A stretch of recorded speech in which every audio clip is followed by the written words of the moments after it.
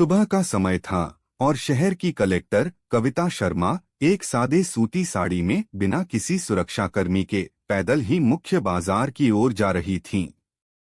उन्होंने जानबूझकर अपना परिचय छुपाया था ताकि वह आम लोगों के जीवन को करीब से देख सकें।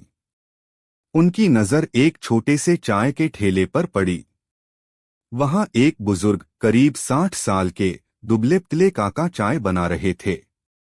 कविता को अपने बचपन की याद आई जब वह भी सड़क किनारे की चाय पसंद करती थीं। वह मुस्कुराते हुए ठेले के पास गई और बोली, काका, 2 कड़क चाय बना दीजिए। काका ने तुरंत मुस्कुराते हुए चाय बनानी शुरू कर दी। कविता चाय की चुस्कियां ले ही रही थी कि तभी एक सब इंस्पेक्टर 2 सिपाहियों के साथ वहां आया और जोर से चिल्लाया, अरे ओ बुढ़े, जल्दी से हफ्ते के पैसे निकाल। काका घबरा गए। उन्होंने कांपते हुए कहा, साहब, अभी तो ग्राहक आए ही हैं। अभी मेरे पास कुछ नहीं है।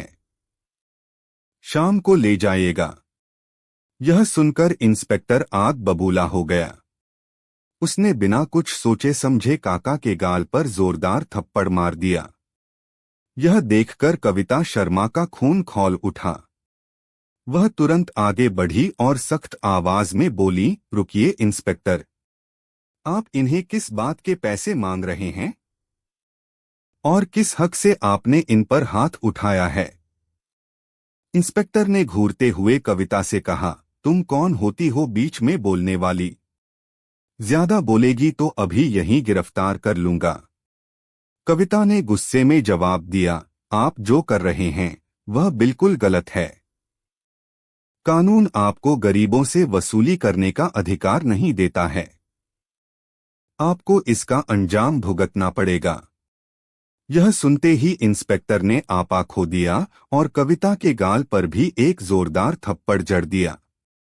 कविता लड़खड़ा गई, लेकिन तुरंत संभलकर बोली, आपने मुझ पर हाथ उठाया है। अब मैं आप पर FIR दर्ज करवाऊंगी। इंस्पेक्टर हंस पड़ा और धमकाते हुए बोला, FIR? भाग यहां से, नहीं तो तेरा ठेला भी तोड़ दूंगा। इतना कहकर उसने काका की गर्दन पकड़ी और उनके चाय के ठेले पर लात मार दी। ठेला उलट गया और चाय के कप, दूध और चीनी सड़क पर बिखर गए। काका डर के मारे घुटनों के बल बैठकर रोने लगे।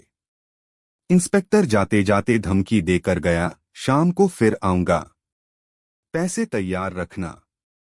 कविता ने काका को संभाला और कहा, काका, आप चिंता मत कीजिए।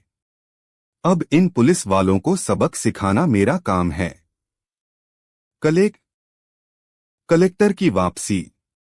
अगले दिन सुबह कविता शर्मा अपनी कलेक्टर की आधिकारिक वर्दी में सायरन बजाती पुलिस गाड़ियों के काफिले के साथ सीधे उसी थाने पहुंची जहां कल उनका अपमान हुआ था।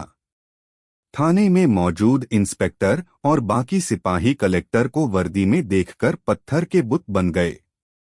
इंस्पेक्टर का रंग उड़ चुका था, क्योंकि उसने कल जिस साधारण महिला को धक्का दिया था वह आज शहर की मुखिया बनकर सामने खड़ी थी।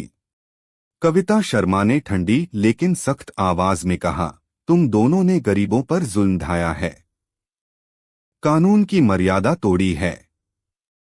उन्होंने तुरंत आदेश दिया, इन दोनों की वर्दी उतारो और सर्विस रिवॉल्वर जब्त करो। इसके बाद उन्होंने और भी सख्त आदेश दिया, इन दोनों को उसी बाजार ले जाओ जहां इन्होंने काका पर जुल्म किया था और जनता के सामने इनसे माफी मंगवाई जाए। बाजार में भारी भीड़ इकट्ठा हो गई। काका भी वहीं मौजूद थे।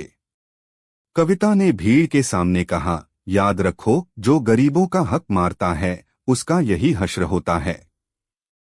इंस्पेक्टर और सिपाही ने कांपते हुए काका से माफी मांगी। आखिरी सजा सुनाते हुए कविता ने आदेश दिया, अब इन दोनों को सफेद गंजी और हाफ पैंट में पूरे बाजार में दौड़ाया जाए, ताकि लोग देखें कि सत्ता का दुरुपयोग करने वालों का अंजाम क्या होता है।